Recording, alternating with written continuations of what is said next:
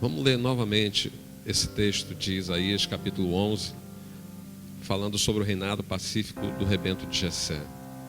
Do tronco de Jessé sairá um rebento e das suas raízes um renovo. Repousará sobre ele o Espírito do Senhor. Vamos ler junto? Vamos lá.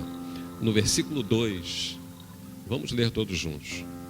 Repousará sobre ele o Espírito do Senhor, o Espírito de sabedoria e de entendimento, o Espírito de conselho e de fortaleza, o Espírito de conhecimento e de temor do Senhor. Feche seus olhos. Pai, fala conosco e ministra os nossos corações, ministra o coração da tua igreja.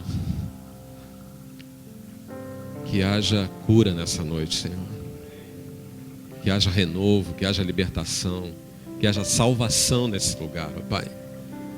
Que o teu Espírito possa ter toda a liberdade, e creio que tem toda a liberdade, de estar fazendo aquilo que eu não posso fazer. Eu te peço que tu me uses, Senhor, para que a tua igreja, essa igreja, saia daqui renovada e abençoada nessa noite, em nome de Jesus. Amém.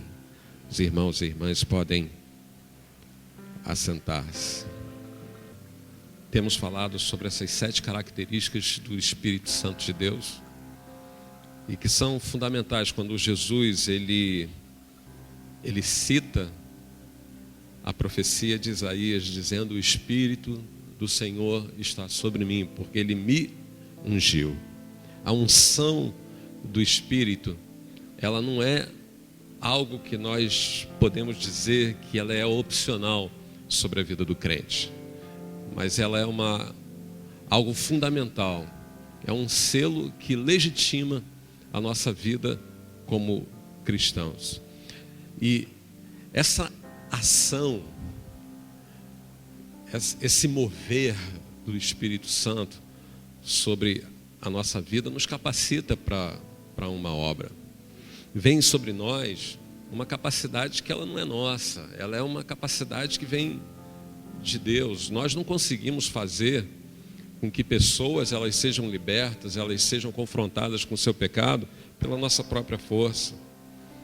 Nós não podemos ir e fazer, como diz a palavra de Deus, essa obra no nosso estribados, no nosso próprio entendimento.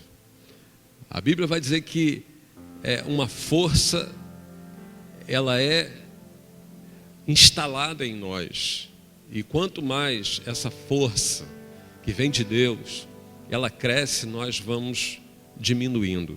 Isso faz parte dessa transformação que existe na nossa vida, a transformação que o Espírito Santo de Deus começa a operar em nós na medida que nós nos convertemos. Então eu gostaria que vocês estivessem pensando e refletissem profundamente sobre essas semanas. Eu diria nesses 2 meses que nós vamos estar falando sobre a ação do Espírito Santo na vida da igreja, porque nós precisamos disso, essa igreja precisa disso. Amém? O que eu tenho falado é que essa igreja precisa de novos líderes, essa igreja está precisando de renovo. Nós precisamos dar oportunidade a muitos dons e talentos que estão aqui, de pessoas que são chamadas para fazer uma grande obra. E ser crente não significa estar sentado no banco ouvindo a palavra de Deus. E como a gente tem falado, dificilmente uma pessoa será crente, um crente verdadeiro, se ele frequentar a igreja somente aos domingos à noite.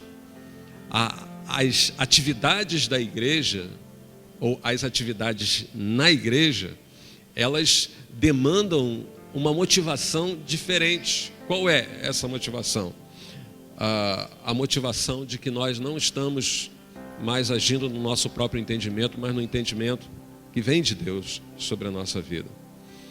E cada uma dessas semanas que nós estivermos ministrando, que tudo aquilo que for ministrado aqui possa ficar gravado na memória e no coração de vocês. Amém? Eu não quero absolutamente que isso se torne um mover de uma noite só. Nós temos muito isso.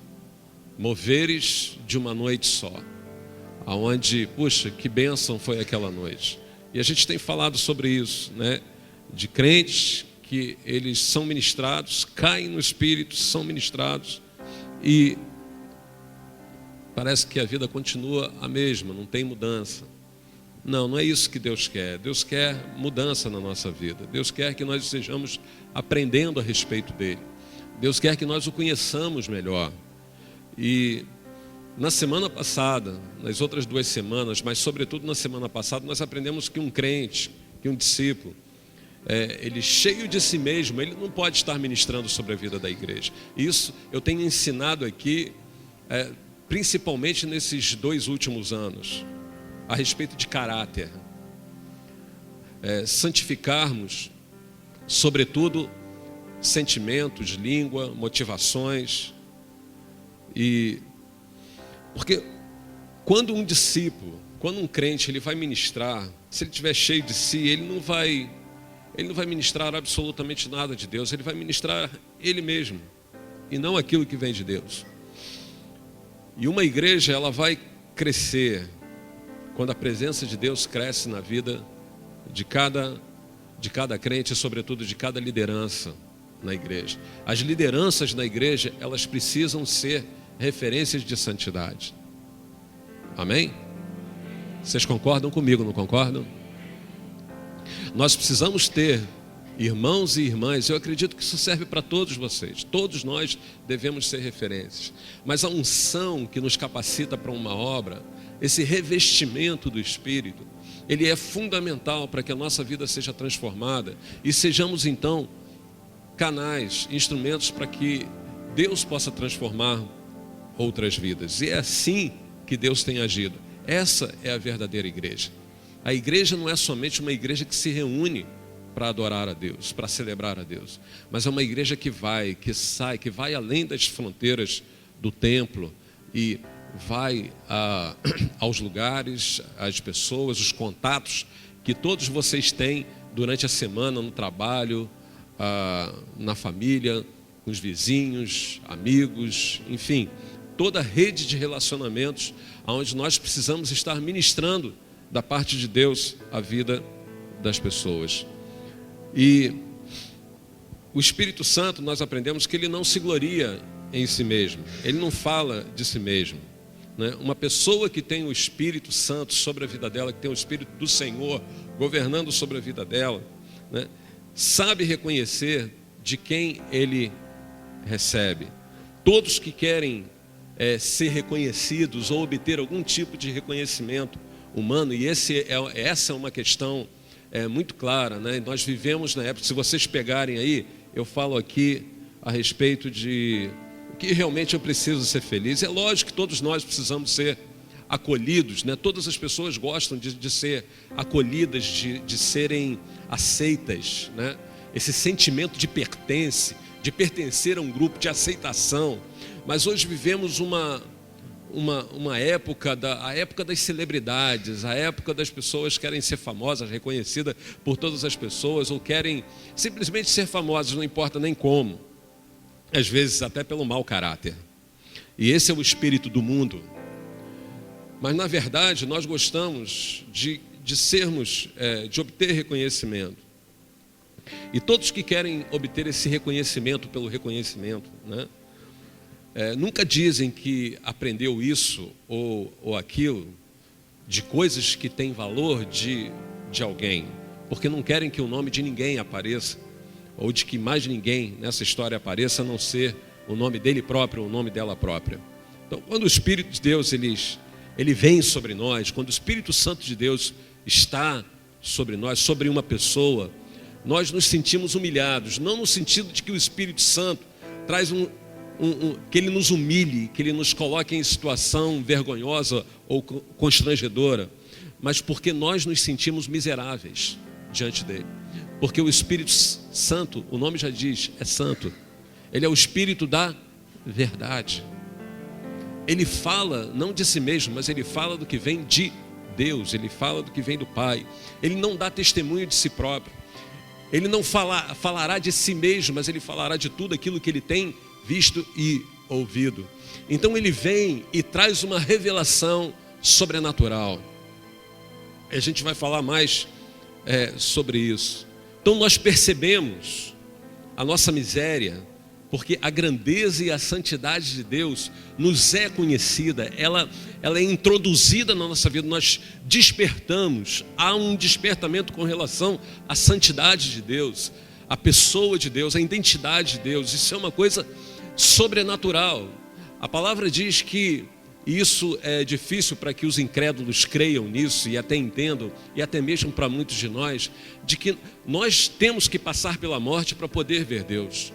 Não há possibilidade de que nós, nesse corpo corruptível, que tem uma sentença sobre ele, nós possamos ver a Deus. Nós só podemos ver a Deus, estar na presença de Deus com um corpo glorificado, um corpo incorruptível, um corpo que não vai sofrer a morte, um corpo que não está debaixo de maldição, porque tudo na presença de Deus é santo e bendito. Amém? E é por isso que nós nos tornamos humildes diante dele, nós nos quebrantamos, nós nos curvamos. E, amados, como é bonito quando a gente consegue dar honra a quem honra. Amém? Vocês concordam comigo? Como é lindo a gente poder, porque a honra é uma coisa que vem de Deus. Se a gente consegue prestar honra a Deus, e quando a gente presta honra a pessoas, né? Aqui foi falado assim, que a gente não fica enciumado, né? Porque as pessoas que ficam enciumadas são pessoas que elas ainda precisam de cura na alma. Pessoas que, às vezes a gente fala sobre isso, quais são os pecados que muitas vezes estão, nós não matamos, não roubamos, né?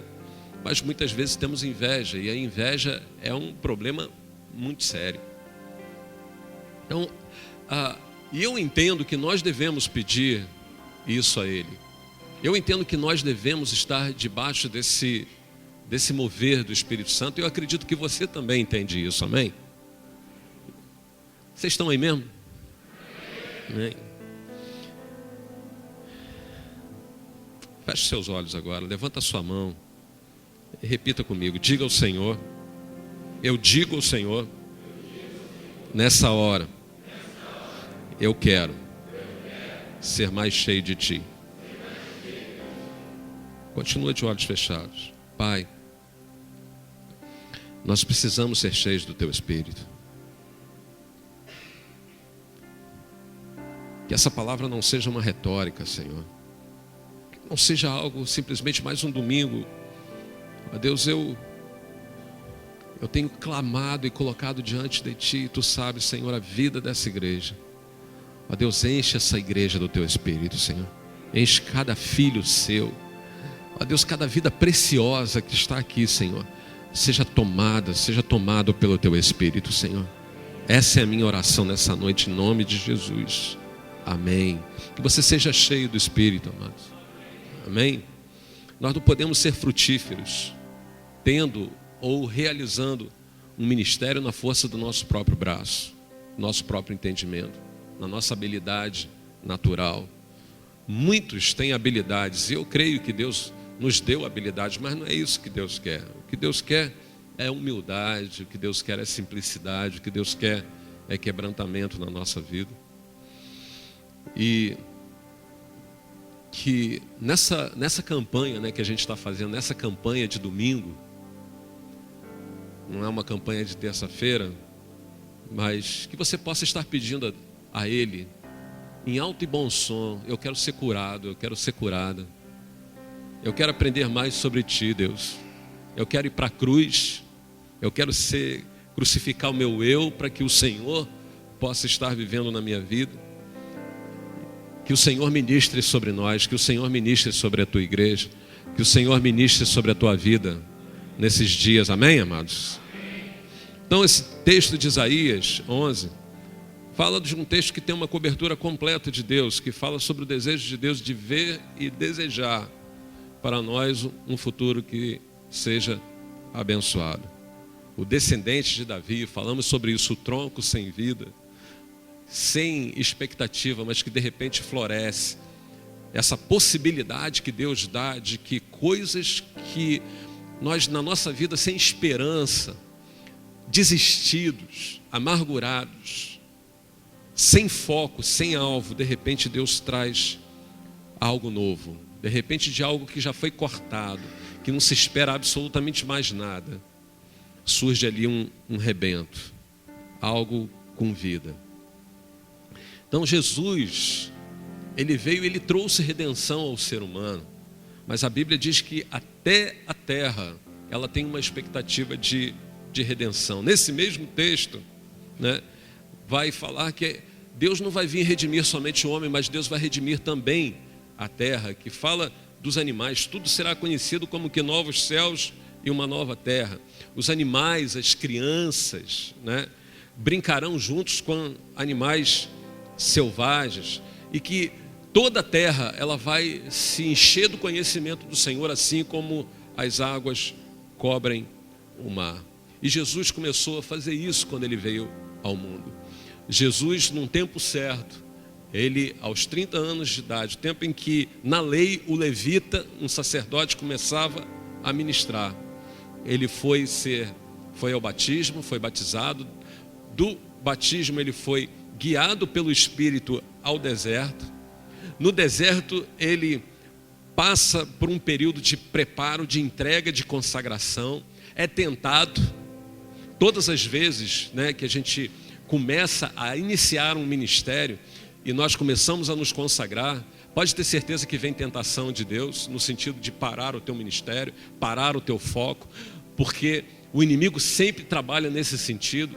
E as setas, as lutas vêm de todos os lugares, vêm de família, vêm de dificuldades financeiras, vêm de problemas emocionais e até mesmo espirituais, dos mais diversos tipos de problema. E depois então, Jesus ele vai a uma sinagoga e abre o livro de Isaías e cita o livro de Isaías, começa o ministério dele dizendo assim: o Espírito do Senhor está sobre mim.